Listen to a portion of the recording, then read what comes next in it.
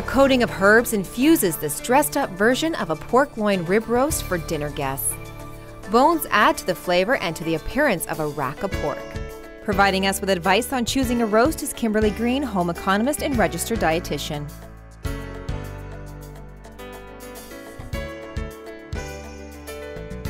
You've invited the guests. Now, what are you serving for dinner? Kimberly, we're having a dinner party, so what are we cooking up? Today we're going to make herb-roasted rack of Ontario pork. Sounds delicious, but it sounds a little intimidating.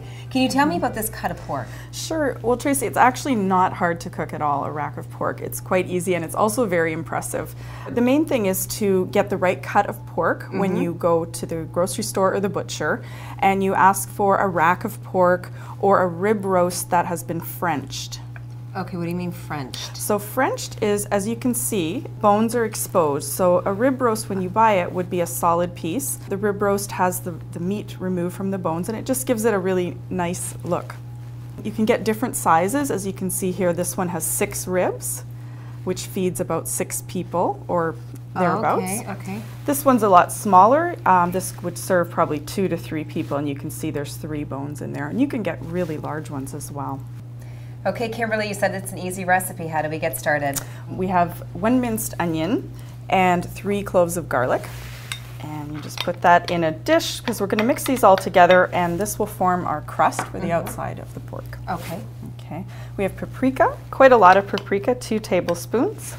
So we've got a tablespoon of salt and cracked black pepper, basil, celery seed, and thyme. Now, not celery salt, that's important. Celery seed. Celery seed, so you don't want it to be too salty.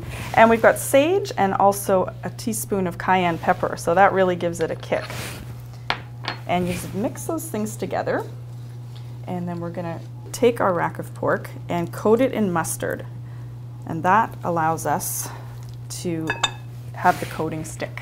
I like the grainy mustard, it just gives it a nice flavor. And the recipe calls for 3 tablespoons, but whatever you need. I'm just sort of using as much as we need here. Do both sides, just give it, you gotta get your hands dirty in here, right in here, and just rub it on the outside. And like I said, that allows the spices to adhere to the pork, and it gives it a really nice flavorful crust. So once that's done, you roll it in your spices. It is a very simple recipe. So how long are we roasting this rack of pork? Well, this takes about 30 to 35 minutes per pound. So this one is about a 3-pound roast. It's going to take us around an hour and 3/4, maybe 2 hours. We're going to rely on our meat thermometer to make sure that it's done correctly. And you're looking for 155 Fahrenheit or 68 Celsius. That will be a safe temperature, but not too overdone.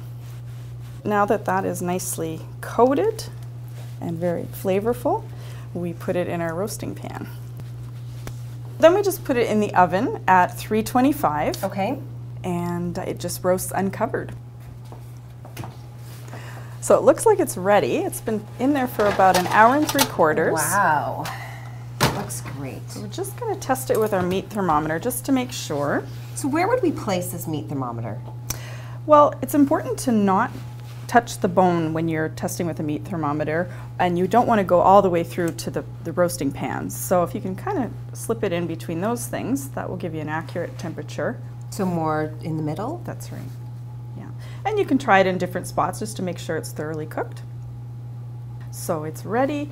The next thing we do is to tent it with foil just to let it rest for a few minutes. That'll let the juices distribute throughout the meat, and at that point then we can start plating. Okay, so how would we serve this to our guests? Well, we've done up some roast vegetables, and you would just put those on your plate. So after our roast has sat for about 5 minutes, you take the foil off, and you just transfer it to your serving dish. And what some people do if they're having a big dinner party is they have 2 racks, and they sit them up like this, and it looks really impressive. But you can see it looks delicious. And all you do is slice between the bones right here, like that. And then each person will get 1 really generous piece of meat. Should it be slightly pink in the middle? It should be, yeah. You can see it's juicy and there's a little hint of pink, but it's safely cooked. Well, the guests are about to arrive. Where can somebody go to get more information on this recipe? you want to go to putporkinyourfork.com. Well, thank you very much, Kimberly. Thanks, Lucy.